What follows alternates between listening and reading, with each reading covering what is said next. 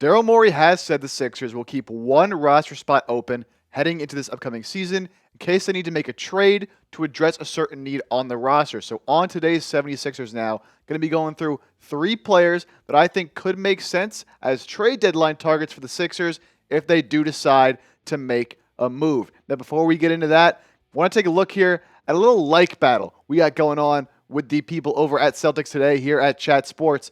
They got 430 likes on a video this week. That's a pretty big number. But I want to beat it here with today's video. It's Friday, so this is really our last chance this week to beat Celtics Today and prove that we got a bigger fan base and more diehard fans here on the channel. They don't think we can do it. They said we got no shot, but I got faith in the Sixers fans, so hit that thumbs up icon. Let's beat Celtics Today.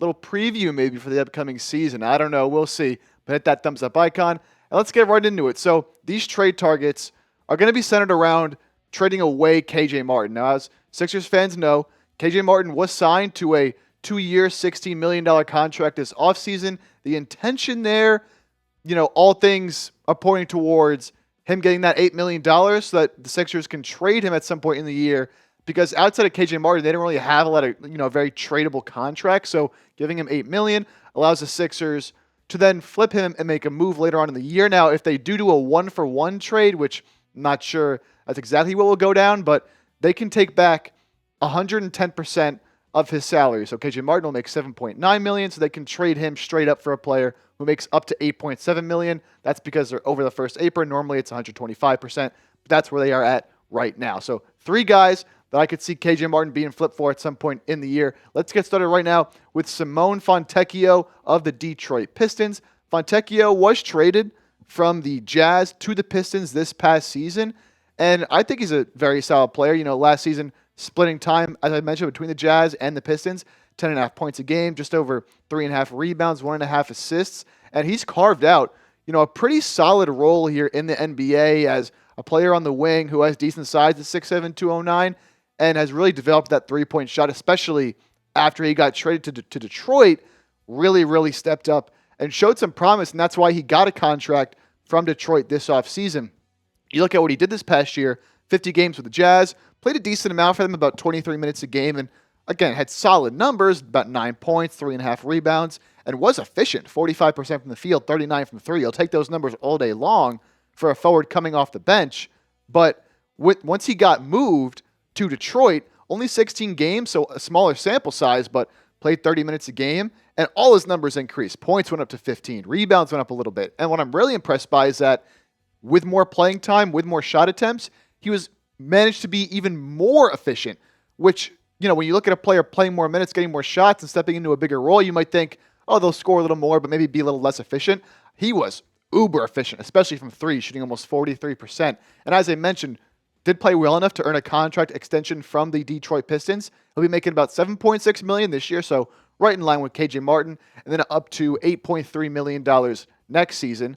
Now, why would Detroit decide to move on from Fontecchio? He's a young player who has some promise, showed good stuff for them. Why would they want to move him? Well, Pistons did draft Ron Holland and Bobby Klintman in the draft this past season. They obviously, as we know, signed Tobias Harris and Paul Reed away from the Sixers in free agency. So they got some bodies there at that 3-4 spot, and they could look to capitalize on his value if he does play well early in the year. I don't see the Pistons being good again this year at all, even though they made some decent moves and definitely improved the roster a little bit. I still think they're going to be a selling team come trade deadline, and maybe they see a player in Fontecchio who, through the first half of the season, is playing very well, outperforming that contract.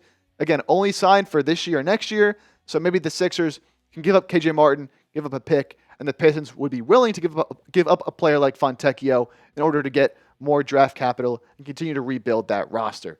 Now, at number 2, I got Santi Aldama from the Memphis Grizzlies, and I had a couple people in the comments section actually on the channel over the past couple of days mentioning Santi Aldama as a player that they were interested in, and I wanted to talk about him here on the show. So Santi Aldama of the Memphis Grizzlies, good size at that 4 position. All three of these guys are going to be guys that can fill that 4 spot, that forward need off the bench for the Sixers. And a very good player as well. Had a pretty good year for the Grizzlies last season. He'll be on a $4 million expiring contract this upcoming season. So if you do make a move for him, you're going to have to re-sign him. That could also be a reason why the Grizzlies might be a little more open to moving on from Santi Aldama, even though he's shown some good things. he will be a free agent at the end of the season. Last year for the Grizzlies, 10.7 points per game, almost 6 rebounds, 2.3 assists, and decently efficient, nothing crazy, nothing horrible either, but still a young player who's growing offensively and growing into that role. Where I've really been impressed with Santi Aldama is this year in the Olympics, he's been absolutely tremendous. Against Australia, this was his first ever Olympic game, and I mean, he was tremendous. 27 points, 5 rebounds, 2 steals, 6 of 12 from the field, and 6 of 8 from 3. They did end up losing that game, but for it to be your first ever Olympic action, going up against a team like Australia and put up numbers like that, just tremendous. And then against Giannis and Greece, 19 points, 12 rebounds, 3 blocks, 6 of 14 from the field, and 3 of 8 from 3. So you can see his play for Spain just continues to be great. And then today against Canada, wasn't his best from an offensive standpoint, but still had 7 points, 10 boards, 2 blocks. As I said, not very efficient and had a rough shooting day, but he's shown some very good skills rebounding both in the offensive and defensive ends of the floor, and some shot blocking ability as well. He has that height at 6'11" to play a little 4, play a little 5, even though he's a little undersized weight-wise.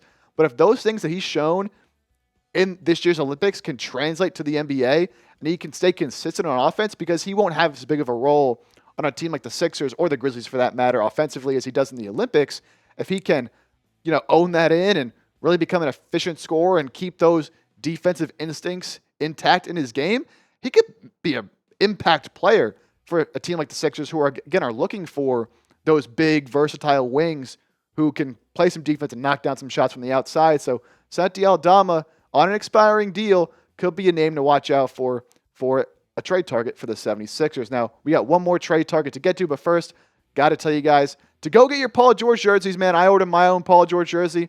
They have in blue, they have in white. I decided to get one in white for myself. You can go to chatsports.com/PaulGeorge to get your own PG8 jersey today. The season will be here before we know it. And if you're going to go to any games, you're going to want to be rocking a jersey. Why not get the new, fresh PG8 jersey?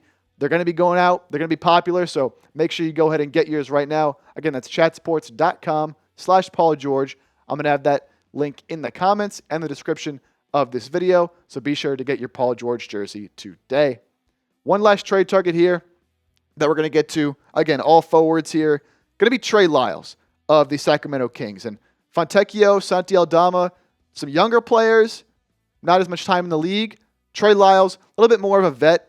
Not old necessarily, but he's been in the league for a little bit, and he has that experience. He is on an $8 million expiring contract. So, again, right in line with that money that KJ Martin is making. And, kind of a steady player last year for Sacramento, about 7 points, 4 rebounds. And he's not going to wow you or excite you with athleticism or, anything crazy in his game. But, over the last 4 years, just been a steady, consistent player, especially since he's arrived in Sacramento.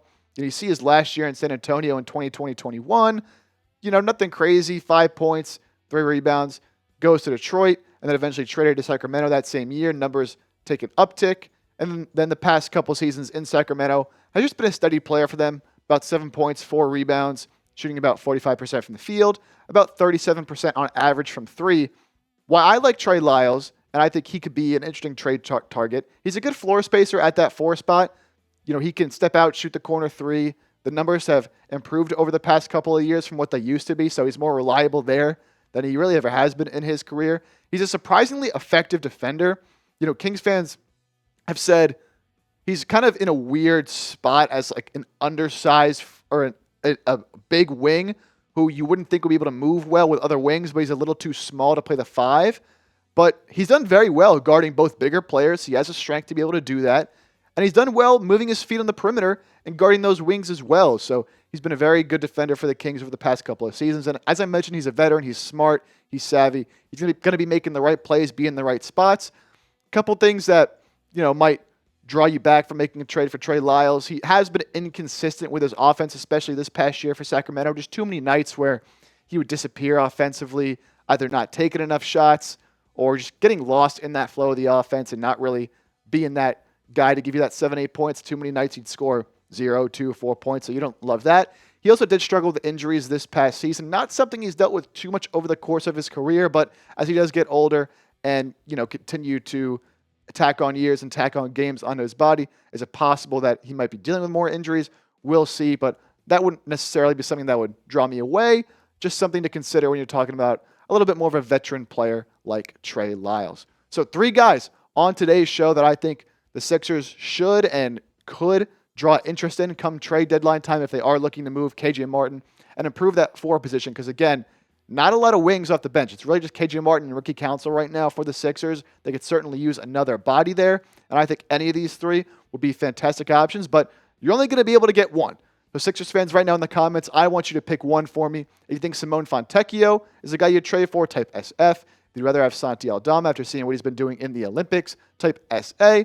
And if you think you want the more steady veteran player who a little more proven at this point in his career in Trey Lyles, type TL. As always, guys, thank you so much for watching the show. If you enjoyed it, hit that thumbs up icon. Let's beat the Celtics, and we'll see you next time here on 76ers Now.